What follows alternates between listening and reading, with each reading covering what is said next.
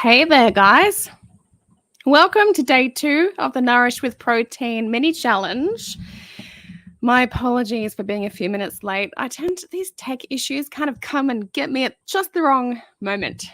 But I'm glad that I'm here with not too much lateness today.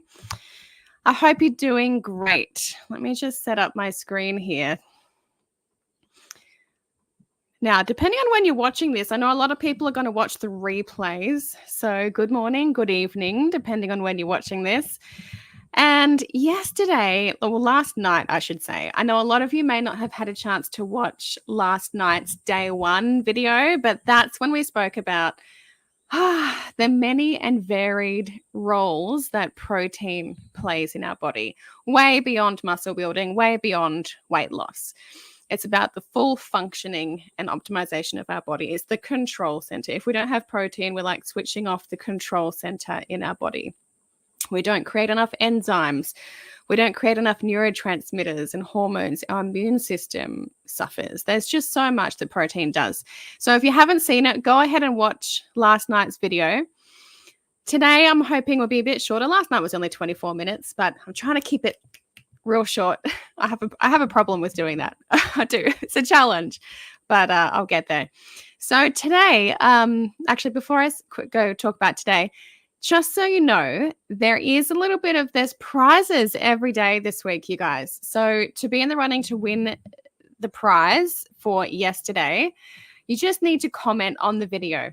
I answered a question on the video about, which area of health that protein helps do you feel like your body might need a little bit of attention with?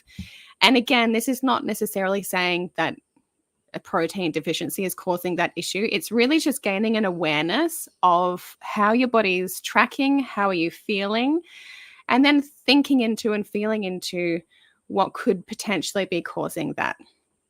And I'm a huge believer in listening to our bodies. And I won't go off on the rant that I started to go on last night talking about that. So you've got until 9 p.m. tonight to watch that video and answer the question by commenting on that video. And you'll go into the draw to win a 1.2 kilo choc protein blend that we are actually releasing on the weekend. It's been a long time coming. I know a lot of people have asked for it. I have resisted and resisted and resisted for the reasons that I spoke about yesterday. But now I finally feel great about bringing a protein blend to market that isn't like the other ones in the industry. So that is that. Now let's dig into today. Today we're going to talk about, let me just fix my screen again here. It's gone back to how it was. Okay. So today we're going to talk about how much protein you uniquely need in your life. That is whatever stage of life you're up to is going to be relevant for you because we're all different, right? About 40% of people say that they actually want more protein in their diet. But the question is, do we actually need it? And the answer is, of course, that depends. A lot of Americans are getting about 100 grams of protein a day. The average Australian is near that, which actually surprised me, to be honest. Tomorrow, we're going to discover how much protein you're eating on an average day. And today, we're talking about what the target is. So then it will just help you understand whether you fall into a category of someone who doesn't need a protein boost, and there are absolutely people who don't. We're going to talk about, what happens when we have too much protein or too little protein later on in the week. But if you're someone who actually could do with the protein increase in your day, then the following day, we're actually going to talk about lots of different ways that you can actually increase the protein through various meals and food choices. I'll give you plant-based ones and meat-based ones so that you can gain an awareness of how it could be achieved. So when we talk about today's targets for your stage of life, I want you to bear in mind that these targets, they're ballpark, right? Like they vary. And like I mentioned last night, it's important to listen to your own body. We are all biochemically, metabolically unique. So just listen to your body and consult a health practitioner if you're unsure. So I'm going to give you some calculations that you can do today. So you're going to need a calculator, pull out that phone, get it ready to calculate your particular target. And then I'm going to share some special groups of people whose needs will be different to the average. And there's actually quite a number of these special groups of people who will have different protein needs. So I'm going to add this to the screen so you can hopefully see that now. So here are some of the groups of people who actually require more protein than the average person. So I just want you to bear these in mind before we mention what the average person should be getting or could be getting. So the first one, you guys, those undergoing high levels of or prolonged periods of stress. Now, you might be surprised at this one. We're going to talk about the reason for it. Actually, let's just do it now. Stress the stress hormones, the stress response in your body actually requires protein to create it. Like the neurotransmitters, the hormones.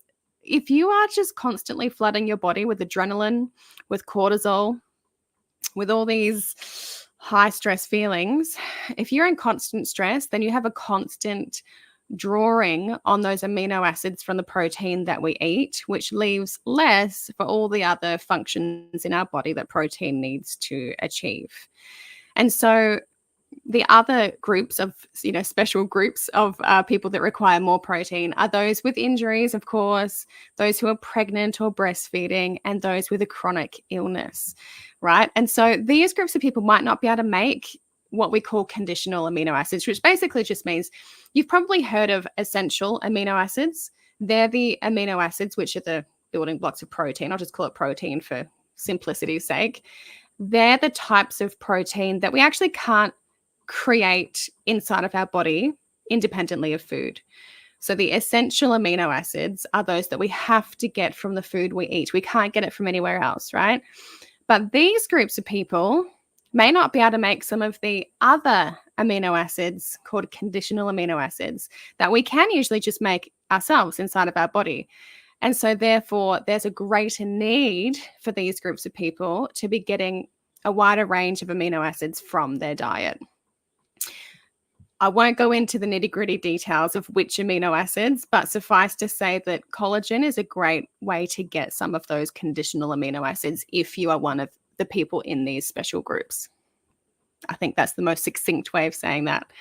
Now, the other groups of special people that it sounds derogatory when I say that. Special groups of people who need more protein. I'm just going to continue saying that. Those who are very active. Now, you might have an active job on your feet all day long, or you could be, a moderate athlete that exercises a lot. And of course, for those people, that's because it puts stress on the body and we need to build and repair muscle a lot more than usual. Now, this one here, I don't know if you attended the perimenopause masterclass for nutrition, but we went into detail about this. But basically, 42 is the average age for the onset of perimenopause. Did you know that? And so when we enter perimenopause and when we're postmenopausal, our body needs more protein. And that's because hang on, did I put it on the slide? No, I didn't. And that's because we need it for hormonal balance. We need it for neurotransmitters and our stress response. We need it to create dopamine, serotonin, melatonin, all those beautiful things. We need protein for better sleep. It helps phase 1 estrogen detoxification, which is really crucial for perimenopause. It helps with blood glucose regulation, healthy insulin response, and it decreases that bone and muscle mass loss that is so prevalent in that stage of life. There are many reasons why women in perimenopause need more protein, and that is some of them. Now, the other group is both men and women over 65, and that's because there's some newer research that shows that older adults tend not to absorb protein as efficiently, and they don't eat as much. And so this can, having enough protein can help prevent that osteoporosis, which is, a significant problem amongst that age group. The last special group is probably quite surprising. and that is those who have a high fiber or a plant-based diet. And I'm going to go into the reason for that shortly, but it's not for the reason that you might think. Plant-based protein is not inferior to animal-based protein. I just want to get that out. Don't be assuming that. Okay, so let's move on to what the actual targets are. The recommended daily allowance, or the RDA, is 0.8 grams of protein per kilogram of body weight. Now, that is for an average adult leading a moderate activity level lifestyle. Yeah, that's just a kind of a nice, easy blanket statement to make. That being said, contrary to popular belief, the RDA, recommended daily allowance, doesn't represent an ideal intake. Instead, it represents the minimum intake needed to prevent malnutrition. It's fact that the RDA is established based on the minimum amount needed to maintain nitrogen balance, which is an indicator of protein status.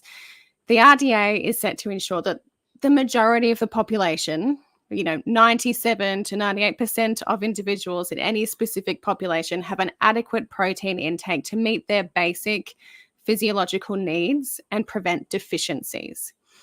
So that is a very well accepted notion about what an RDA or an RDI, you might have heard it called, is. It's not about optimal performance. It's not about thriving. It's about preventing deficiency and malnutrition.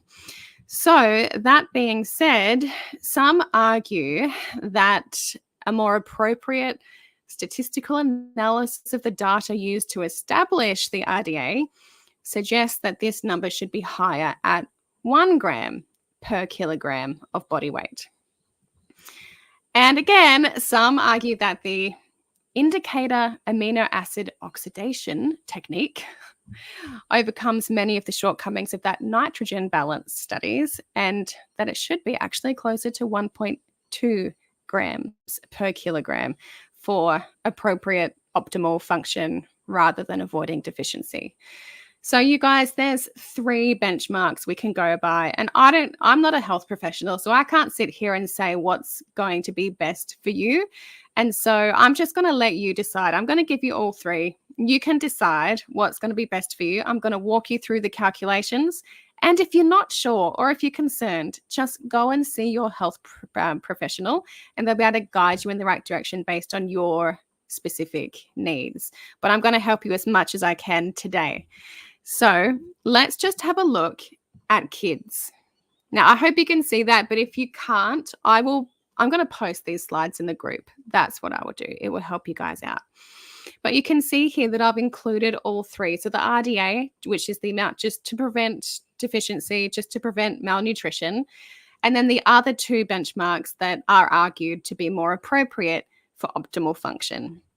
So you can decide that you've got kids between 2 and 3, kids between 4 and 8, kids between 9 and 13, and then female teenagers and also male teenagers. That's what's in that table. There's no point me reading you out all the grams. The grammage doesn't really even mean a whole lot to us today until we start delving into tomorrow's lesson, which is looking at how much protein is actually in each type of food and what are you eating, and therefore do you come anywhere close to this or are you over this? So I'm not going to just mention the grams. It's just going to be a bit confusing.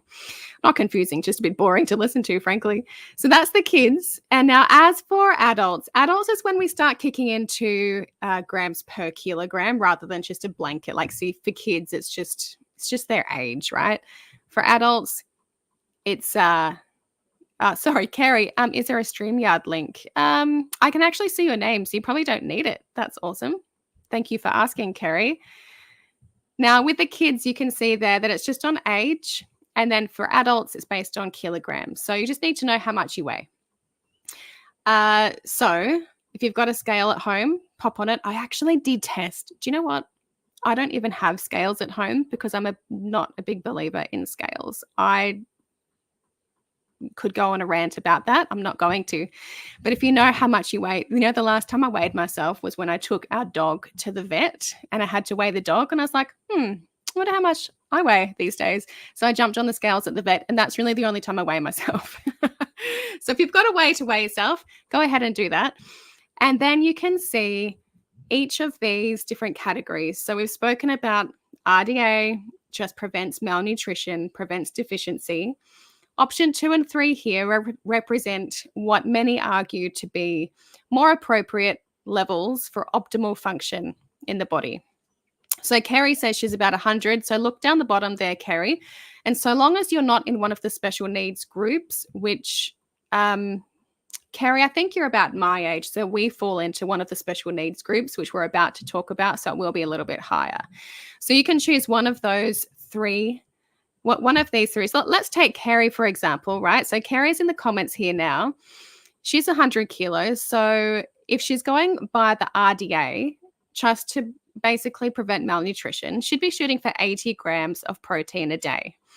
If she's going for option 2 or 3, which is optimal, then, sorry, I'm getting distracted by the thing.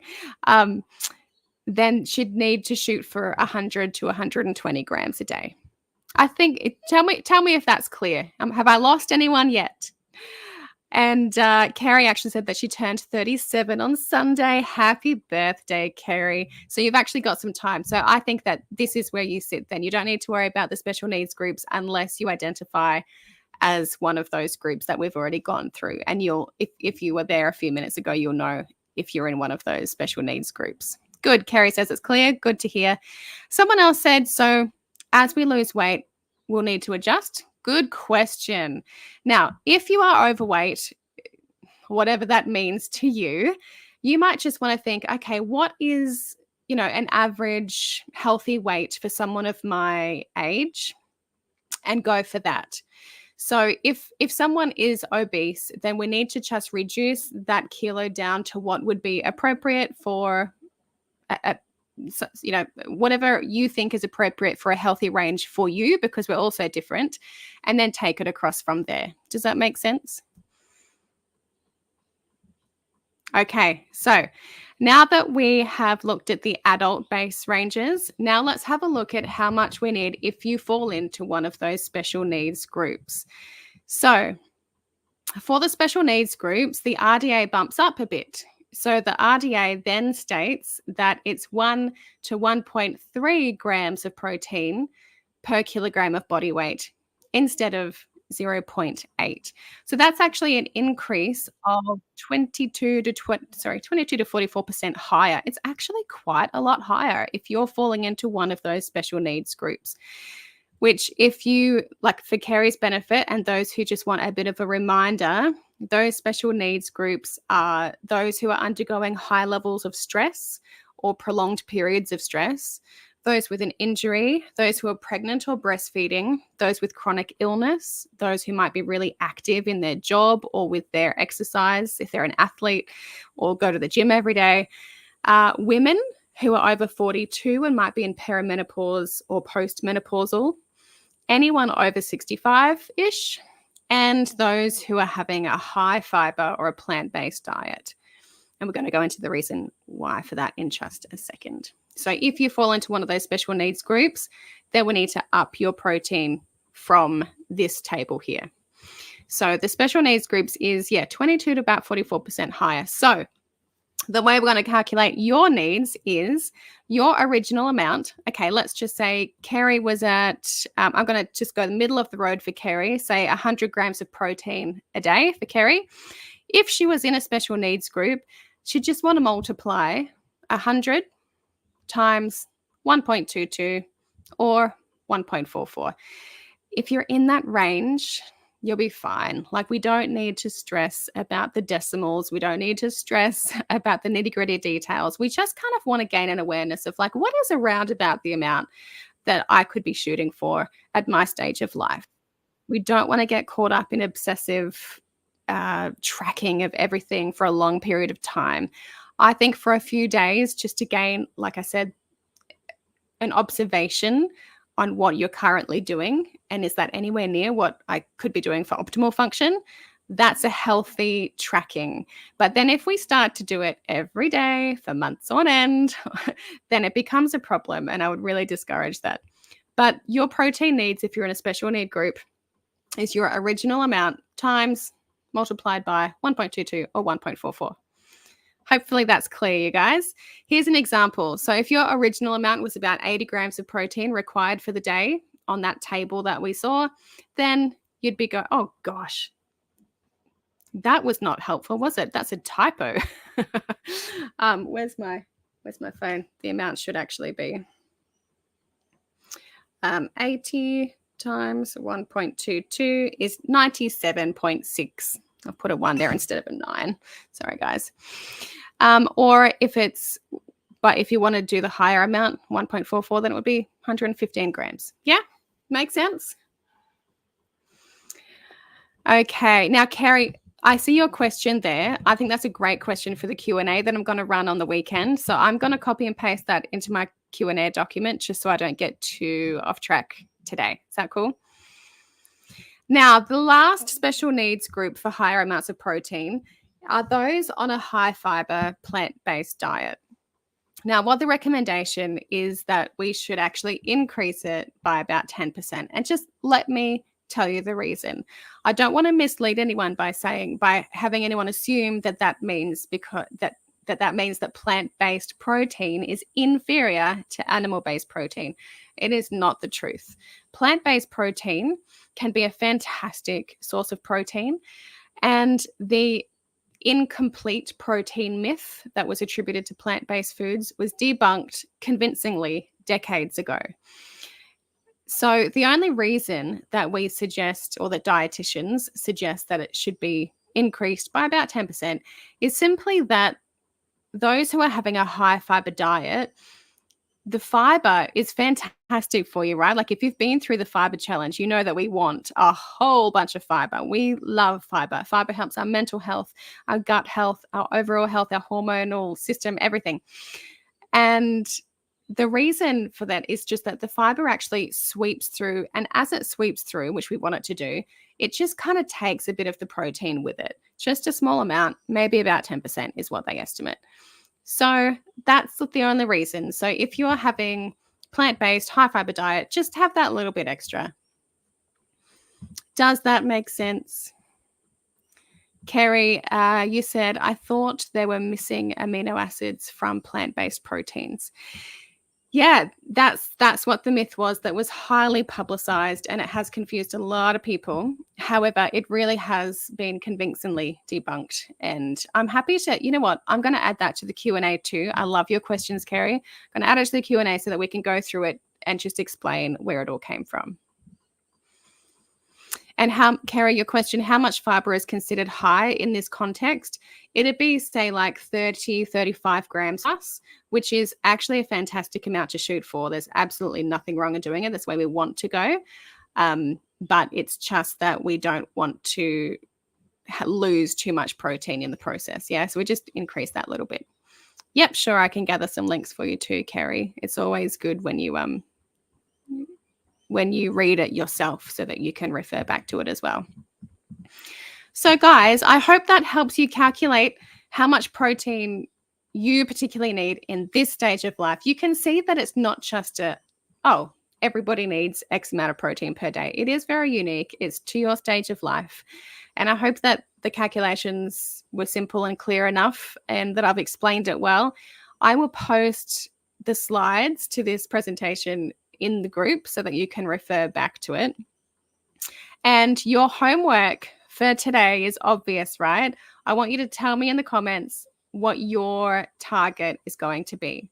You've got the choice as to whether you go on the RDA just for that lower amount, just to prevent deficiency and malnutrition. And that might just be the first goal, like the first stepping stone.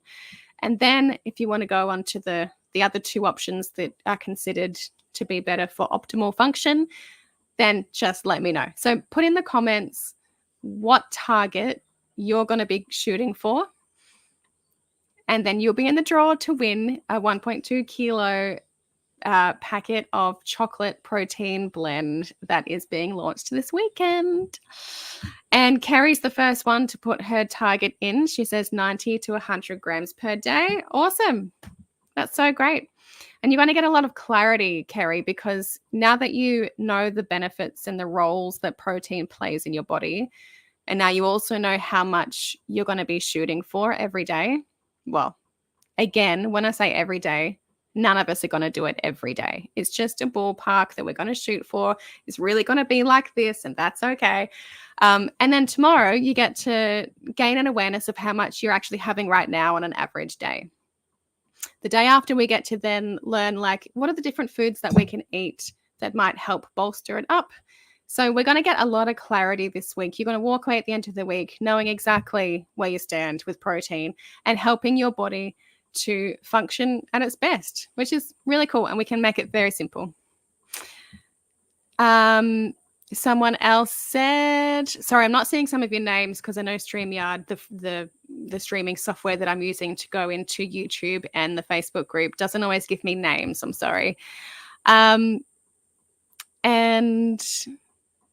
someone said, I weigh about 55 kilos. Should my target be around 60 kilos? So I'm assuming that you don't fall into one of the special needs groups, yeah? Gonna get my calculator out now. It depends which, yeah, that sounds about right to me. I did 1.2 for you, and it gave me 66 grams. You've said 60, but that's around about the same. You probably did 0.8. Let me have a look. 44. Yeah, okay, so you've done about 1.1 or something. That's about right. I'd say about 66 if you're doing for that option 2. Someone else said 115 grams for me is my target. Awesome. Someone else said 91 to 97. Fantastic.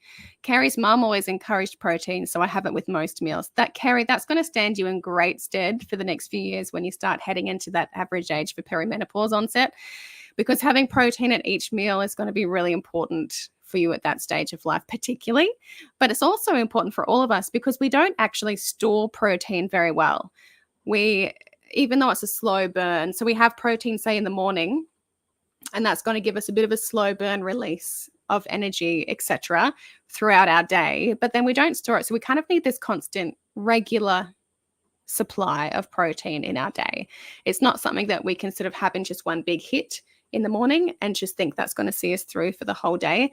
The best way to have protein is just that little bit regularly through the day. So your mum is spot on, Kerry. Someone else said their target's about 66 grams. Fantastic. Sadie said she's looking forward to learning about what to include to hit her daily target. Yes. So I believe that's going to be tomorrow. Yes. Yes, it will be. And what do we need to have our names showing? Yeah, usually there's a link in the description of the post, but it's possible that didn't happen this time. But we're finishing up now anyway, so I'll make sure the link is in there for tomorrow's video. I'll be back here again at 10 a.m. tomorrow. And guys, I hope you have a really good day. Thank you for joining in. Thank you for popping your targets there. And I look forward to helping you sort of figure out how much you're currently eating a day tomorrow. Have a great day, you guys. Speak to you soon. Bye.